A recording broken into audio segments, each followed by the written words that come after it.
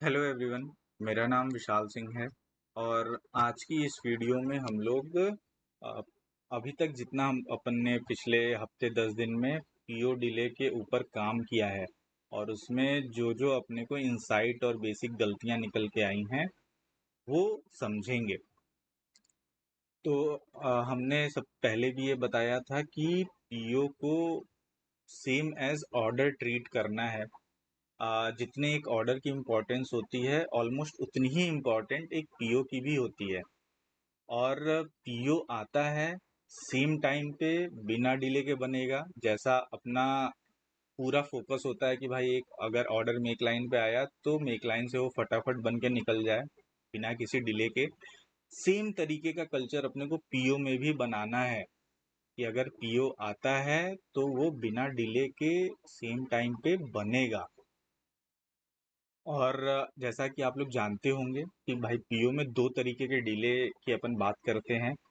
सबसे पहला होता है कि पीओ आया और उसको एक्सेप्ट करने में ही डिले हो गया, किसी ने पीओ ही नहीं एक्सेप्ट किया।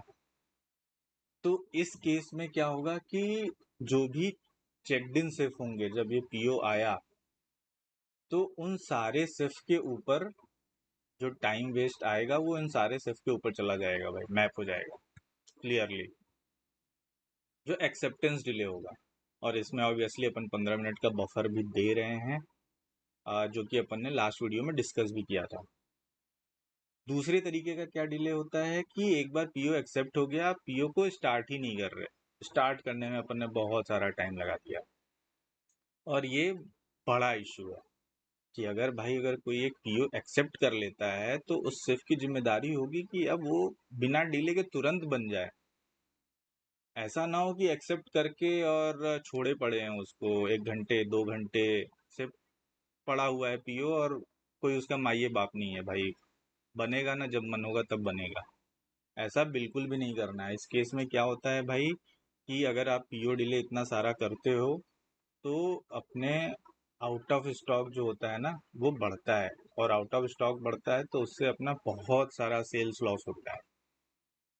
तो इस बात का बिल्कुल ध्यान देना है कि भाई पीओ आएगा तो वो बिना डिले के फटाफट ही बनेगा।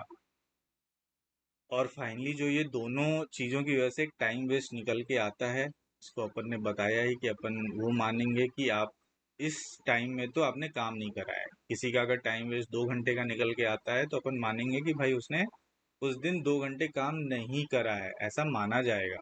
जो कि सही भी है कि अगर भाई आप इतनी सीरियसनेस नहीं है आपके अंदर कि पीओ आया है और वो फटाफट बन जाए, आप उसको छोड़े पड़े हो 1 घंटे 2 घंटे से, तो भाई अपन मानेंगे कि आप उस टाइम पे काम नहीं किए हो।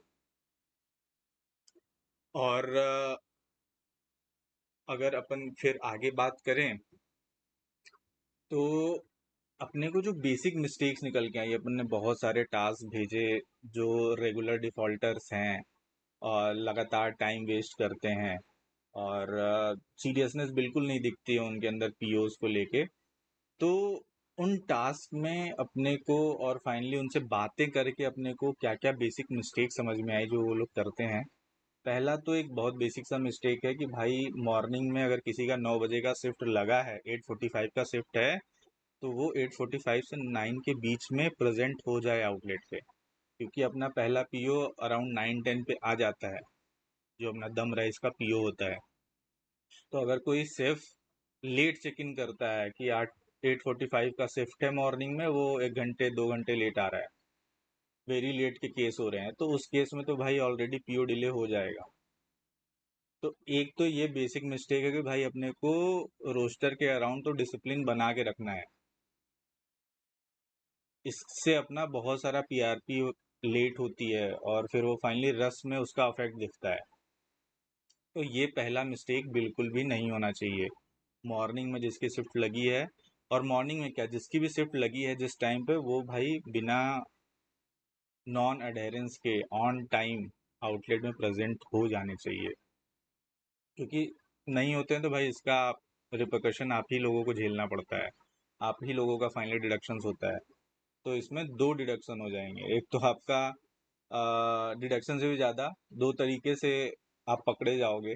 एक तो आपका वेरी लेट, दूसरा रोस्टर दूसरा पीओ में बहुत सारा आपने डिले कर दिया तो उसकी वजह से टाइम वेस्ट, दोनों तरीके से आप पकड़े जाओगे, तो ये काम बिल्कुल भी नहीं करना है। दूसरा क्या होता है, लोग बोलते हैं भाई पीओ मैंने एक्सेप्ट करा बट बनाया किसी और ने और उसकी वजह से पीओ डिले हो गया। मत करिए ऐसा। अगर आप पीओ एक्सेप्ट करते हैं तो भाई बनाने की जिम्मेदारी भी आपकी है। अदरवाइज उस पीओ के साथ अगर कुछ भी होता है तो उसके रिस्पॉन्सिबल तो आप ही होंगे, क्योंकि भाई उसमें नाम तो आप ही का अटैच्ड है, आपने एक्सेप्ट करी है। ये सेम वैसा हो गया कि भाई गाड़ी मैंने खरीदी, मेरे नाम पे गाड़ी रजिस्टर्ड है और किसी और को दे दिया और उसने ले आके किसी को उड़ा दिया, एक्सीडेंट कर दिया, तो भाई फाइनली बिल आपके ऊपर फटेगा, पकड़े आप जाओगे, जेल आप जाओगे, क्योंकि गाड़ी आपके नाम पे रजिस्टर है, तो आप पे भी गांज गिरेगी। सेम तरीके से पीओ में भी होगा कि भाई अगर आप पीओ एक्सेप्ट करते हो तो बनाओगे आप ही। अगर कोई और बनाता है और पीओ में डिले होता है, ऑडिट में मिस्टेक पाई जाती है, तो नाम तो आप ही का आएगा और फिर जो भी एक्शन होगा वो आपके ही ऊपर होगा। तो ये बिल्कुल भी नहीं करना है। तीसरे तरीके की क्या गलती दिखती है कि भाई बहुत सारे स्टोर में ऐसा होता है कि कोई अभी नया सिर्फ ज्वाइन हो रहा है, 25 दिन 30 दिन हुआ है, उसी से पीओ बनवाए पड़े हैं। ये भी नहीं करना है, क्योंकि भाई अगर कोई नया सिर्फ आया है उसको आप सीखने दो, एक बार उसका हाथ थोड़ा साफ होने दो मेक लाइन पे, सारी कुछ चीजें वो सीख जाए, एटलीस्ट 3 स्टार 4 स्टार तक वो पहुंचे, उसके बाद उससे पीआरपी बनवाओ आप ना। बिरयानी दम राइस मील राइस इनके पीओज दो आप।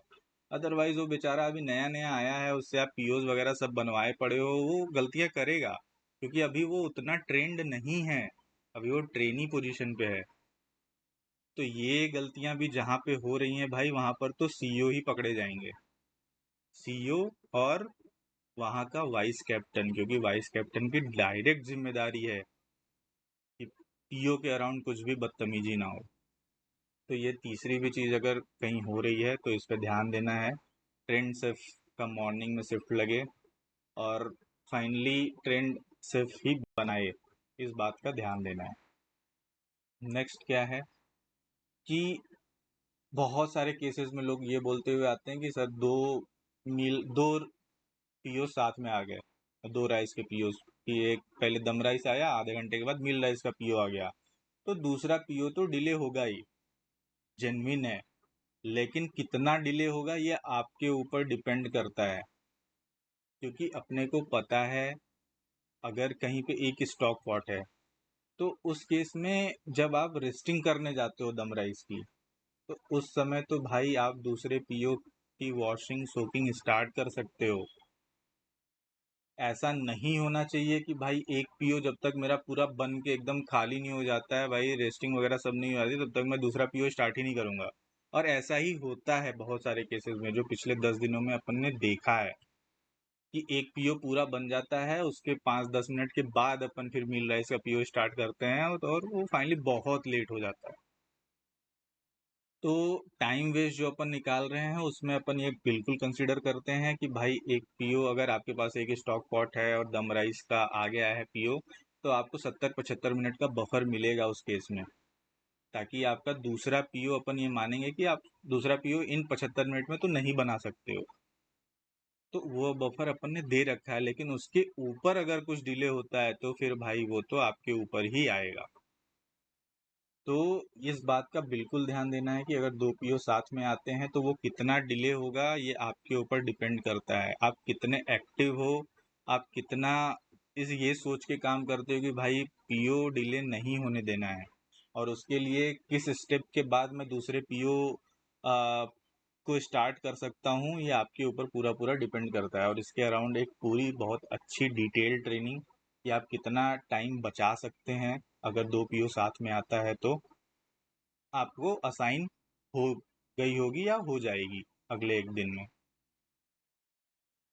नेक्स्ट किस तरीके की गलती होती है कि भाई पीओ बनाने में ऐसा भी देख रहे हैं अपन कि पीओ एक्सेप्ट भी कर लिया, टाइम से स्टार्ट भी कर दिया, उसके बाद क्या करते हैं स्टेप में मिस्टेक कर दे रहे हैं, दो स्टेप के बीच में बहुत सारा गैप हो गया, तो फाइनली उससे क्या होता है जीआर डिले हो जाता है। अगेन अपना जो मेन इश्यू है वो तो सॉल्व ही नहीं हुआ। अपन जीआर कर रहे हैं घंटे, 1.5 घंटे बाद, 2 घंटे बाद, तो भाई अपना आउट ऑफ स्टॉक तो रहेगा ही।